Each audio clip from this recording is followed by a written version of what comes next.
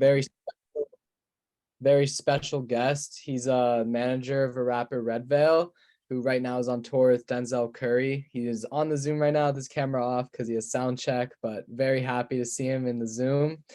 And Rian is going to be an amazing special guest because, you know, he's in the music industry and he's a student. So super excited to have him and hear his insights. Yeah, I echo everything that Doran said, and very surprised that and happy to see that Red Veil himself is here. So if you're at soundcheck right now doing your thing, that's fine. But if you would want to answer some questions as well, we would love to have you also involved in the Q&A. So totally up to you, but feel free to join in on any questions because I'm sure our members would be very, very curious to hear from you as well. But just getting started, Rian, it would be great if you could just tell us a bit about your background, a little bit about yourself. And I know it's a basic question, but everyone would just be curious how you kind of got interested in music and how you found your place in the music industry. And yeah, just a little rundown on that. Yeah, for sure. So you guys can't see by my name. I'm Rayan Fluji. I'm 19 years old. I'm from Chicago originally, but I go to school in New York City at NYU. I manage an artist named Red Veil. What other background? I really like cats. I love cats. But yeah, that's about it for background. I'll just dive straight into it. So how I ended up, I guess, working in the music industry. I've always really loved music since I was young. I didn't really explore any of my passions growing up. I feel like a lot of kids had like sports and other stuff. I was just like really into music, and I had two older brothers, and one of them, he took me to concerts, and he would, he taught me how to burn CDs in iTunes, and he got me my first streaming subscription on Google Play, which no longer exists. So I definitely had that instilled in me for a while. And it was about my sophomore year in high school when I really, I guess, sort of started delving into it more. I was always also big on photography, just shooting stuff here and there, but I had started shooting concerts for a local publication called Prime Fortune, which I'm not sure if it's still active or exists, but it was a local publication in Chicago. And I was really just immersed into the Chicago music scene as like a 15-year-old kid. I was going to like 3 concerts a week, I'd say, just trying to shoot whatever I can. And, through that, I was meeting a lot of fellow photographers, music managers, promoters, agents, publicists, so on, and et cetera. And I guess that really just opened up my eyes to the possibilities of careers in music, because I didn't really know that there were careers in the music industry. I feel like growing up, I grew up in a place where everybody, I'm sure as many of you have sort of experienced this, is just like try and get a good education, go to a good college, get a job, a corporate job till, you're 50 and they're 60 and then you retire with your family. But yeah, no, I definitely opened up my eyes, and I really wanted more involvement in the music industry. And I had then found an artist named Mavi, who is from Charlotte, North Carolina. And he was at Howard University at the time. And he had dropped this album called Let the Sun Talk, which I was just in love with. And I just found his manager on Instagram or Twitter, and I had literally just DM'd him like, hey, I really want to be a part of whatever you're doing. Like, how can I help? And his manager was just like kind of quizzing me. He's like, who do you think like is upcoming? Like, who do you think, deserves a deal? And he's just like really testing my knowledge. And it really, I guess, knocked me down. And I was like, wow, I really like don't know anything. and I'm really grateful for that. His manager at the time, his name is Jared Howard. He just let me attend like all their meetings with labels, and look over the paperwork, and write press releases, and do all sorts of like odd jobs for him. And that really, I guess, opened my eyes that it's not all like fun and games, and also like that I had a lot to learn. And he had connected me with one of my good friends now, Matt Albin, who runs a publication and label in Chicago named Fashionably Early Music. And I had told Matt I want to start writing for him, and just finding new artists to write on. And that led me to discovering who I now manage, Red Veil. He was the first artist I wrote on for that publication. And it was just really special when I had found his music on my Twitter timeline. Because I he found was, him on Shrek.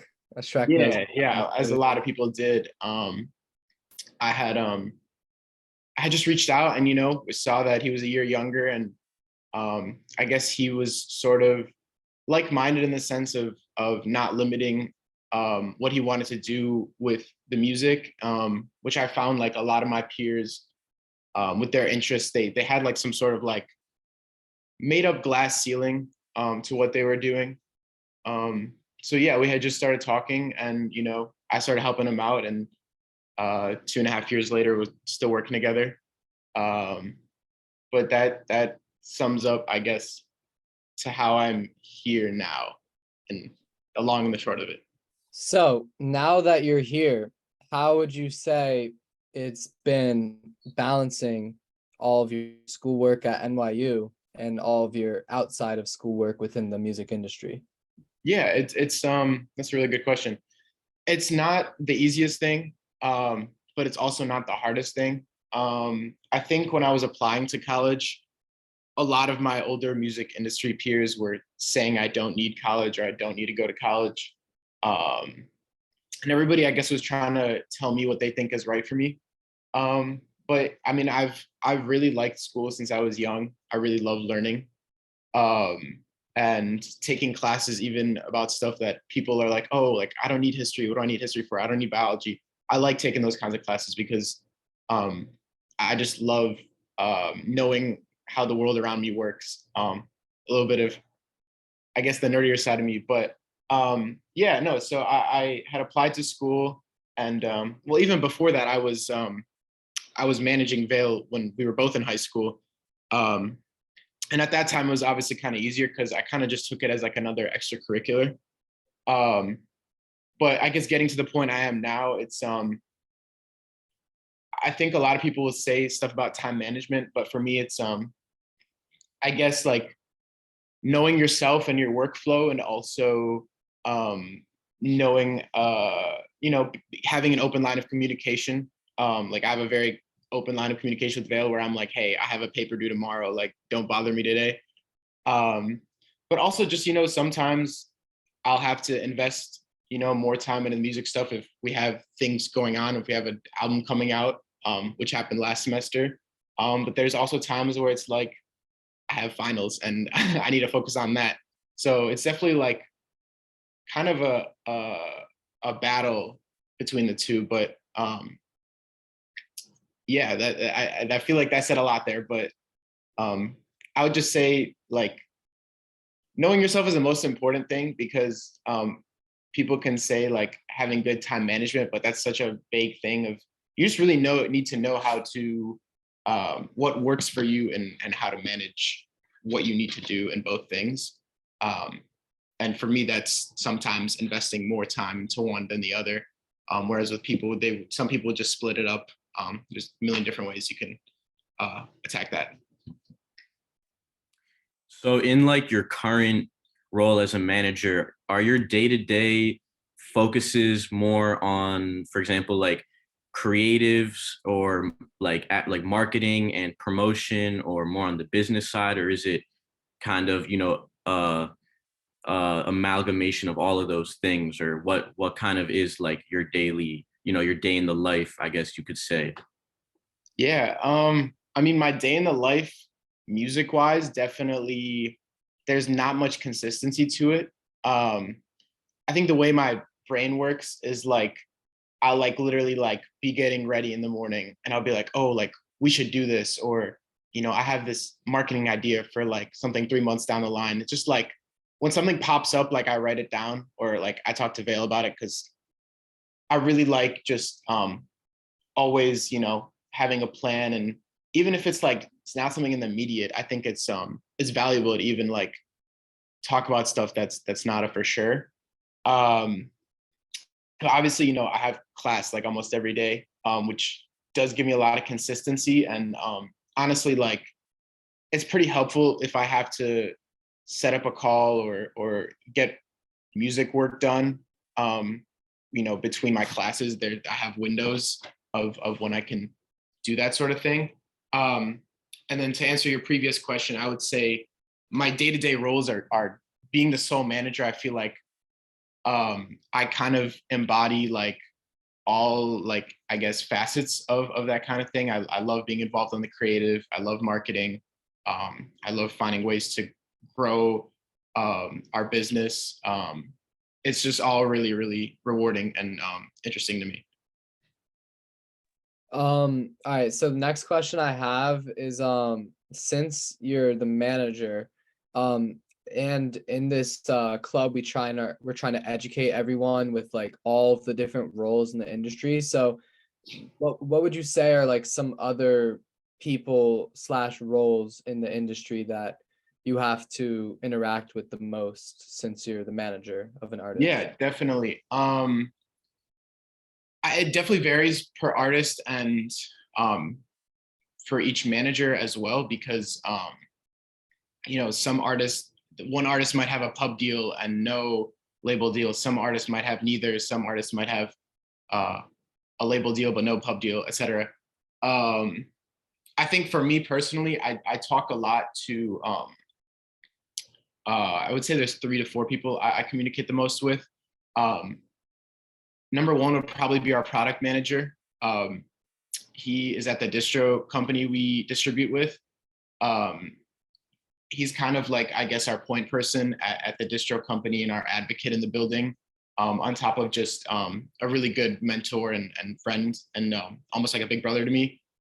His name is Amir Abbasi, and I think everybody should follow him, honestly, on Twitter. He has a lot of great insights and tweets. But that's number one. I would say number two is probably our publicist. Definitely always trying to coincide our releases with different types of press and even just other press opportunities that aren't necessarily coordinated with releases, like radio or stuff like Colors or Tiny Desk. And number three would probably be our booking agent. There's always stuff coming in and things we need to talk about. Because with the booking side, you have to worry about when your releases are, because when you release, you should probably be performing music to really double down on that impact you're having with the music. And then number four, I would say, is probably our lawyer. There's offers we get, and even when you release a song, there's agreements that need to be signed, etc. And lawyers are very, they're very keen on how deal structures work in certain places, and also just I think lawyers, depending on who you talk to, like they could have really great business insight and advice. And all the people I listed, I have very, very close relationships with, and definitely I'm fond of even outside of working together. So Yeah, that's very, very illuminating to see what kind of roles you're the most involved with and what people kind of are really making things happen together with you guys. My next question is, obviously you're doing very well for yourself right now. We're all very young, and you're already, building a name for yourself in the industry and partnering with some very important people. Do you see like a long-term goal for yourself within your career within music, or are you kind of just taking it one step at a time? Or yeah, that's kind of the Yeah, that's question. also a really good question. I think to touch on your first point a little bit, I think our generation is very anxious, and there's a lot of competition, and a lot of this just stuff that I've grown up with of people need to have everything figured out from day one. Like before you even go to college, you need to know what you want to do. You need to know what you want to major. Need to know what you want to do after college. And I don't know, just talking to a lot of older people in general, and music industry people specifically. A lot of the people I'm friends with that are older, they didn't have most of this stuff figured out in college, let alone even after college. So I think it's definitely like important for young people to not have that sort of misconception of I need to have everything figured out right this second. And there's people who don't figure stuff out till like their late 20s or even 30s. Like, I don't know, everybody's different. But to touch on your second point, I think my long-term goal is I don't really have one. I've definitely had a bunch, but they constantly change. My sort of overarching goal is just if I see something really dope or envision something really cool, I want to be a part of it. I love being early and seeing things grow. Especially with a lot of my artist friends, I've seen them grow when they're smaller into bigger artists. And even if I'm not necessarily working with them, I think being early is really cool to just see that progression, see how their minds grow, obviously how their art grows. And it's just, and you learn a lot from them of things they learned that they'll tell me. So yeah, I guess I don't really have a specific goal. I just want to be a part of stuff that's cool. Okay, last question before we open up the floor to our members to ask questions. Is what advice would you give to anyone in the club who is interested in maybe becoming a manager themselves in the music industry? Yeah, this is definitely probably my most asked question. I think the most important thing, at least to me, is finding someone you believe in with like every bone and muscle in your body. Not just their music, but their vision and them as a person. And besides just believing them, when you meet this person, obviously making sure you guys have a good workflow and understand each other and have similar goals. I think definitely, me and Vale will sit down a lot and talk about goals for the next few months, goals for the next few years, goals for the end of the year. And just, I guess it's always really important to make sure we're on the same page. But yeah, those are my two biggest pieces of advice, is really just finding someone you believe in and someone you work well with. Awesome. Okay, so everyone, if you have a question you want to ask, either you can unmute and say it or put it in the chat. So yeah, go ahead. The floor is open. Yeah, I could start. I have a question. And thank you, Ryan, for all that. I'm just curious, like obviously there's this like sort of flippening in the music industry since COVID with like TikTok, rise of like, independence, so to speak. And I was just wondering how you approach community building for your artist, and just like generally, how do you navigate that scene? Is it through Discord? Is it through like an independent website? Like how do you see this landscape? Yeah, that's a good question. I think I've said this a few times now, but everybody's different. Vale is really active on Discord. Everybody, our creative director, who does like all his visuals and assets and stuff like that, they met on like Xbox or something when they were really young, and they were on Discord for a few years. So I think you're really using the internet as your I don't know how to put it. I guess your canvas almost. there's really no rules to the internet. I think people have made up rules that they think exist for like Instagram and whatever other social medias, but I think breaking out of that box is really important. And I also think to build community, I think, for example, Vale was really keen on building on hip hop Twitter for a while, and that's sort of what got him his early like cult following. Um, but I don't think there's anything specific. I think people find their niches in really interesting ways that we don't even know exist. Like Discord is like this sort of new thing that everybody's you know, like that whole SoundCloud scene, a lot of them had met on Discord.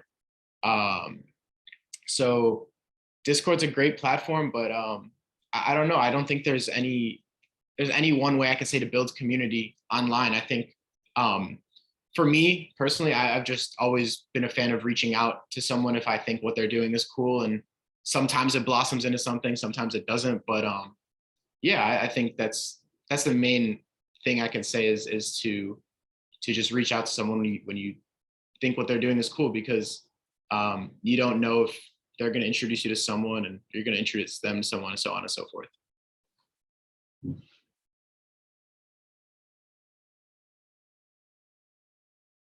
Yeah, I mean, I guess going off of that with the internet is that, yeah, like never like, or the MJ quote, like you miss 100% of the shots you don't take. Like in the business world, you have to, you know, try and take opportunities that might exist, might not, but whatever happens, happens for a reason.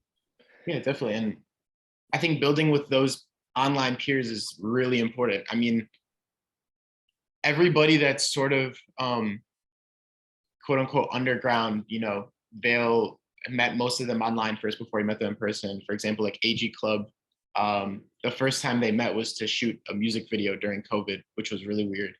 But like Paris, Texas, Kenny Mason, Dreamer Isioma, like all those people had online relationships with him before they had met in person. So I feel like these sort of communities, they just build themselves really naturally, and I've definitely seen companies try and like I won't say exploit or profit off the Discord thing, but you know, I guess to ride the wave of that trend. And it feels forced, and people don't like that. I think when things are natural and organic is when they thrive the most. So yeah. Yeah, totally. Discord fatigue is definitely becoming very real. But yeah, I appreciate that. I think it's interesting. Like I've been talking to a lot of artists recently, and I think it's really interesting, like how different artists are like kind of creating their concept of community, like whether that's only online or whether that's just through Discord or whether like different social media channels and like NFT communities. What does that mean in person and live showcase? So it's something like I'm really interested to pick people's brain on. Yeah, definitely. It's a time that feels like we're sort of pioneers in, which is why I say there's no rules to it. I think like whatever you think is cool, like try. I mean, maybe it won't work, maybe it will, but I mean, trying it is definitely is a very important thing.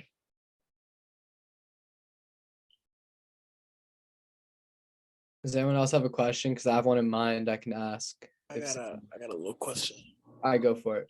Okay, so what was the process like of like the in detail, as much detail as you can give at least, what was the process like of getting artists like Red Villa or whatever under your like management company, if it is a company? Yeah, like how did you get them signed, et cetera, et cetera? Yeah, I think that's a good question. For Vale and I mean, for a while, he wasn't really making any money. We were just two kids that were, you know, working on trying to market his music. But you know, when it came time to, I guess, sort of put something official down together, it was definitely mutually agreed. I definitely don't think any artist or manager should have a contract where one of the parties is uncomfortable. But I do think it's important to obviously protect both parties, and honestly, if you look at the contracts themselves, it outlines each person's role really well and what their authorities are and stuff. And like just apart from protecting, I think it gives a really good outline of who needs to do what. But regardless, when I guess the time came to it, money was coming in, and I didn't really feel comfortable taking in any money if there wasn't something like, I guess, on paper. And I don't think Vale felt comfortable giving me anything if there wasn't something in writing. So when it came time, we talked to some lawyers and found a template, and then edited the template until there were terms on there that we both felt were fair and agreed upon. Valid, that's what's up. Thank you. Kind of piggyback off of that question, I was wondering how you advocate for Red Veil and for yourself as well in the negotiation process. I guess I want to hear more. Like, say more if you could. Yeah, so when working with a lawyer and working to make deals on the booking side with the booking agent and for other opportunities, how do you work and make sure that Red Veil is getting the best offer that he can get, and also allow for yourself as a manager to also get opportunities on that end, Yeah. Let me try and answer that. I think when we're working with a lawyer on something, it's very important that the lawyer understands what we want very transparently, and them also being transparent of saying what's realistic, and even if it's not realistic, still trying to advocate for us.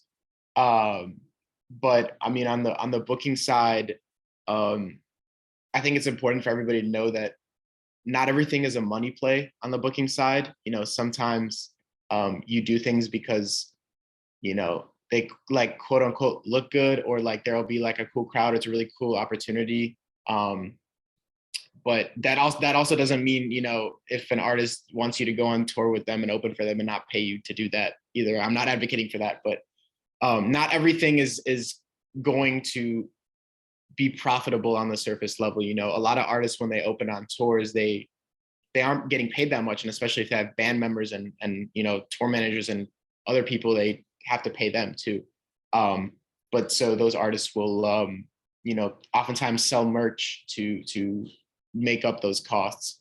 But yeah, I think on the booking side, it's obviously more up to the buyer of whatever event Vale is doing to want to give him money, and then we'll be like, can you give us more money? Like, there's not really a set sort of way to go about that. I think you just got to evaluate if it makes sense and try to not lose money, because that's not something you want to do. Gotcha. Striking that balance. That makes so much sense. Yeah. Thank you. Anyone else? Yeah, I actually got a question. So I just wanted to know like any cool stories or like opportunities that you got since being Red Veil's manager. That's a really, really broad question. I mean, I think everything him and I kind of embark on is a really cool opportunity. And I mean, it's just like everything we sort of do together, I'm very involved on all facets, and it's just really rewarding to like have a creative rollout or some creative idea I came up with, I guess, or we came up with, be fleshed out and come to life. Yeah, there's a million ways to answer that. I think a lot of things we do are cool. I don't want to speak on any specifics just because I don't want to sort of single those out and put those on a pedestal, because I really am a lot, like almost everything. No, I would say everything we do together, I'm very proud of, and I think is awesome. So yeah. Well, like for example, have you gone to go on tour with him and like see any cool cities or venues that you think were like above some of the other ones, like? Yeah, I definitely think I went on the last leg of the Denzel tour and the tour he did before that with Freddie Gibbs, and being on the road is a really cool and new experience, and it's not for everybody. Some people like it, some people hate it. I kind of have like a love-hate relationship with it, which is I think being on the road is something I wanted to do for for a few years, and finally getting to do that was a really cool milestone for me. But I think I guess one of the things I love the most about music is all the traveling I've gotten to do just across the U.S. and see a lot of cities I haven't seen, and I guess sort of see how the different cultures across the U.S. compare to one another. And yeah, I would say that's probably the most rewarding part. I have a question, and I wanted to say thank you also for like all of this like advice and stuff. But do you think that where you're situated, like as a manager, like where you live and stuff matters? Like, does it make a big difference if you? Yeah, that's a really good question. I'm actually really glad you asked that. Oh, well, there's not like a simple yes, no to this, but I will say what I have learned. So I grew up in Chicago, which there are some music, opportunities over there and people to know because of the scene over there, but there's no labels, or I think there might be one agency over there.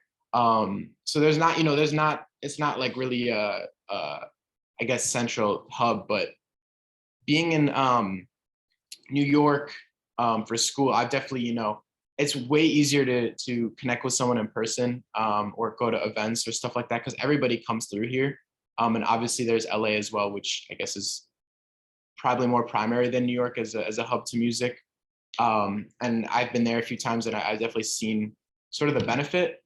But I will say, like, a lot of the things I've done with music, have been in my home of Chicago or via the internet. I mean, Vale is from Maryland, and I'm from Chicago, that we met over the internet. So I don't necessarily think people not having a plan and being like, I'm going to move to New York and move to LA is the brightest idea. But I definitely think if you have things going on and you do make that move, that you'll definitely like meet a lot of people you wouldn't expect to meet, because it's a small business. I think kind of at the end of the day, you see a lot of the same people at a lot of the same events, or even just like in the street, you'll just be walking and see people you recognize. So it's definitely complex, because like I said, there's not like you shouldn't move to one of these places just to pursue your whatever you want to do in music, but also like there are benefits. So it's I don't know, it's I guess it's more situational and important to understand yourself and your needs. So I hope that helped answer your question a little bit. Yeah, no, I get you. Yeah, thank you so much. Yeah, no problem. I got another little question, if that's okay. Yeah, go ahead. Okay, so how do you guys distribute? Like, yeah, how do you guys distribute? Yeah, that's a really good question. Everything up until Learn to Swim was like self-distributed through DistroKid, and I think Bittersweet Cry was through Sounddrop. But right now on Learn to Swim, we distributed through Sparta Distribution. So yeah, that should answer your question. How'd you end up making the change, or like what caused you guys to make the change? Oh yeah, it's a good question. Yeah, I think, with Niagara, we definitely made a good amount of impact, and the project did, I think, a lot for Vale. But I think just wanting, I guess, some additional hands on pitching to DSPs and just, other people, helping out, especially our product manager, Amir, being able to talk to him about a lot of things, and him being able to pick up the phone when we have an idea and stuff like that. Definitely, I guess would say caused us to make the change for this project. That's what's up. Tough. I also have another question. Do you think it's really important to, okay, wait, no, let me rephrase. Is releasing through streaming services the best way? Like, do you think that's like something you need to do? Like, you can't like SoundCloud won't be enough or YouTube won't be well, YouTube is a streaming, but like not through the streaming, if you get what I'm saying. Yeah. I think in general it's pretty important. Streaming is only growing. More people are only joining nationally and internationally. And I guess people are, people basically rent every song in the world for like $9 a month or whatever it is on all these services. I haven't met many people. I don't think I can name a single person off the top of my head who doesn't use a streaming service, unless we're talking about like my grandma. So yeah, I think definitely releasing through streaming is really important, but sometimes you can also be strategic about your releases and be like, oh, I want to specifically grow my YouTube following, so I'm going to release stuff only on YouTube, or I want to, Vale, for example, he does beat flips. Like he'll take popular songs and he'll flip the beats on them, but keep the vocals. He'll release those on SoundCloud and YouTube, which help his followings there. And sometimes, one streaming service will react better to a song than another. So, like if he makes a beat flip of something more like trap, like Sofego or something like that, they're going to react to that better probably than a Spotify or something like that. So Yeah.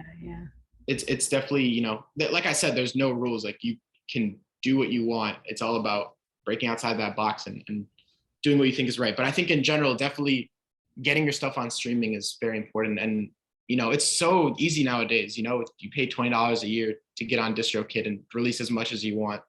And you get 100% of the master earnings. So That's true. The whole thing is with samples and stuff is when it gets like tricky. So there's also like that I'm not sure about when it comes to streaming and you have samples that aren't. No, that's a really good point. I think the sample process for a lot of young artists and just artists without, I guess, big teams behind them is scary and difficult, and it kind of is. But I think there's good alternatives now to, there's TrackLib, where you purchase a license for a song and they get a percentage of your song, and it's very simple. And there's stuff like Splice, which is a lot of loops and also samples, which are royalty free. So those are great alternatives, and also people are able to you can drop stuff on like SoundCloud and YouTube without monetizing it. And if the sample people come after you for that, then they're like really mean, because you're technically still not supposed to sample without their permission. But a good example is Cole Bennett did this video with Babytron where he rapped over like 20 something beats that are like really famous rap beats, but they didn't monetize it, and has like several million views on YouTube right now. And that video is pretty, like, I guess, substantial in what it did for Babytron. So yeah, I definitely don't think samples should hold you back from releasing your stuff, because there's ways around it, and there's also getting creative with it. And also there's ways to clear samples. If you do the research and try, I think trying to clear them is important. It's because it's something you're gonna have to learn down the line if you want to release music on streaming, or Right. just in general with sampling. Yeah. Thank you so much. Yeah, I'd love to pick your brain to jump in here again. Like you mentioned, people could stream, like people could rent like literally every single song in the world basically for $9 a month. And with that, and DSPs and the loss of like recorded revenue opportunity there, we've seen like NFTs pick up a lot of momentum. And I was curious, like, to pick your brain around like kind of how you view that landscape for Vale, and like the way you see that playing out, and if you guys are like looking to get into that, and just generally how that looks for you guys. Yeah, I'm gonna be honest. I haven't heard about NFTs in a while now. I haven't really delved into it much. Apart from learning some really simple stuff about Web3. I think some artists are have thrived in the NFT space, and some artists think it's not for them. Personally, we haven't sort of delved into that, and I don't know if we have plans on doing that, but Yeah, I don't know. I think I don't know about much about the NFT space, so I don't know its sort of presence and what it's going to hold in the future. But some people are saying it's a fad. Some people are saying it's a trend. It's here to stay. And I don't know. I can't speak on it. I don't know much, and I also I personally haven't been that much of a fan of some of the NFT projects I've seen. So that's the long and the short of it. Yeah, no, that's fair. I've been like super, super deep in the whole NFT space with a startup company. So if you ever want to chat like music NFTs or anything, I'm your guy. So be happy to chat there. For sure. Yeah. Thank you so much.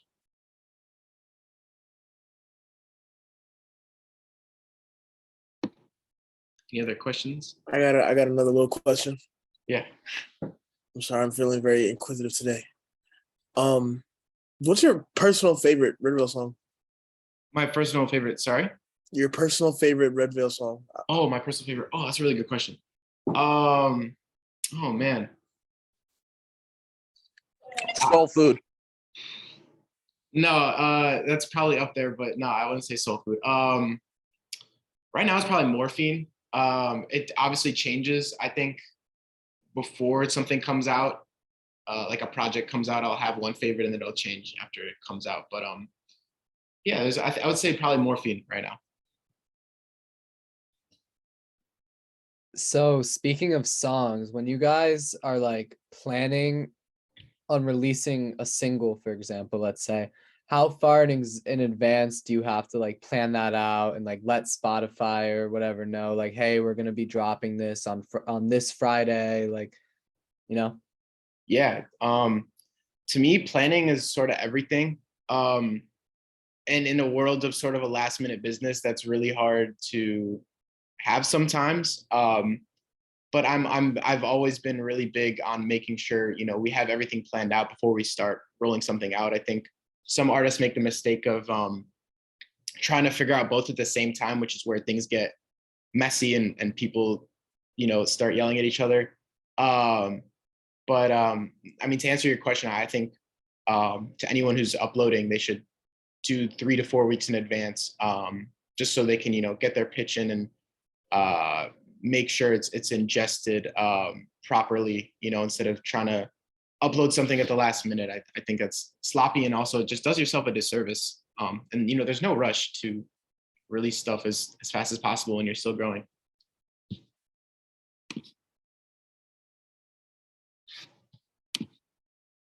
Do we have any other questions before we wrap up the meeting? I got one more little question. So this is like a general question for everybody, I guess. Is there a way that we can connect with you if we have more questions later down the line? Yeah, I can. You guys can take my Instagram. I think that's appropriate. I'll just drop the ad in the chat. And everyone has to follow Red Veil on Instagram if they don't already. Well, everyone has to follow Red Veil and Ryan, of course. And Very true. if there's any questions, last minute questions, say it now or forever hold your peace. All right, I have one more. Earlier you mentioned pub deals and label deals. Can you talk about any like pros and cons of each or anything you know about them? Anything I know about if you do. yeah, no, sorry, it's just a lot. Yeah, I think every artist's needs are different. I mean, I'm a very big advocate of, I kind of said this in the answer to the last question, of taking things slow and obviously having things planned out. I think people love getting ambitious and love like, the idea of, oh, this label wants to sign me or this person wants to sign me, I'm going to do that immediately. And then they sign a deal that they're not happy with 2 years down the line, and they have 5 albums left in their commitment, and then they don't recoup and they hate making music and the music business. But I feel like one of the pros of being in music is kind of being your own boss. I haven't really had to answer to anybody at a label or a publishing company, because the nature of being independent.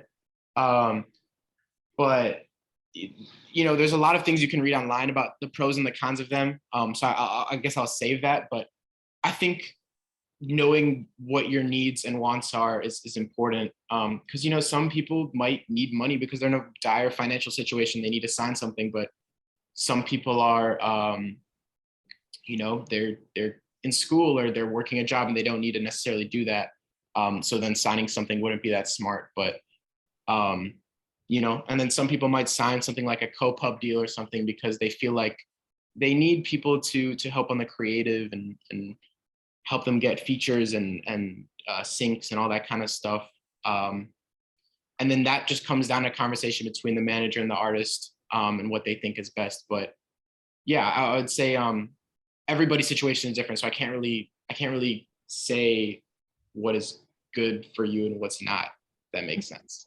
Yeah, I feel you. So like the best thing for you was like networking, right? Like meeting all these people that kind of help you be a manager and stuff like that. Like how you mentioned you have the product manager, a publicist, like a booking agent, like all these people that you've met and stuff. I think because I said taking things slow, I think, like I said, people become really ambitious and they're like, oh, I need a booking agent to help me blow up, or oh, I need a publicist to help me blow up, or et cetera, et cetera. Which isn't obviously the case. I think those people come on when it's time. For example, our booking agent reached out to us. I reached out to our publicist when I felt like it was time to work on getting Veil more publicity. So it's all like organic is what I guess my main point is, I feel like people try to I don't want to say fabricate, but engineer what their career should be or something. That's why I don't think, just because you have the biggest manager, the biggest label, or the biggest booking agent, that doesn't mean you're going to be the most popular artist, But what drives you and what's going to support you and your longevity is the people who listen to your music. Those people literally make you money by just listening to your stuff or buying a t-shirt or coming to a show, or like telling their friends about you, which then in turn gives you more listeners. So I don't think that having a relationship with someone is what's going to make you big, or whatever people define that as. Thank you. Yeah. All right. Well, Ryan, I want to thank you so much again for coming to talk to us tonight. We were very, very happy that you were able to stop by for this Zoom. I know the members of the club very much, we're very excited to have you here as well. And we're very, very grateful and appreciative of your time here. So thank you so much again.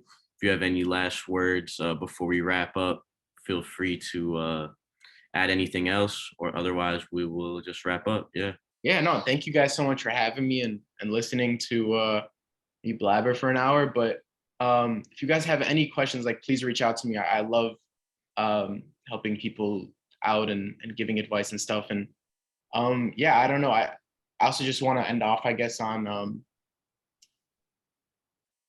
take your time to learn and really like immerse yourself into every sort of aspect in the industry. Some people get scared by certain aspects, but I think the best way to overcome that is to learn. And not everything might be for you, but yeah, I heard a lot of good questions, and I just encourage everybody to just keep learning and growing, and like, do your thing and see where life takes you. Because people, like I said, don't try and engineer things, just like let them come as they do, and learn. Like, that learning is so important. I cannot stress that enough. I think having an education in this industry, not just a literal degree, but literally like being educated is such a valuable skill, and will prevent you from making dumb decisions, and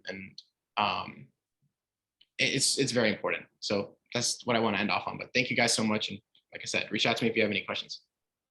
We look forward to seeing all the great things that you and Vale are working on in the future. Thank y'all so much. Yeah, definitely stay tuned. I'm excited to keep up what we're doing. We will. All right, everyone, thanks for coming out tonight. Take care. Have a great night.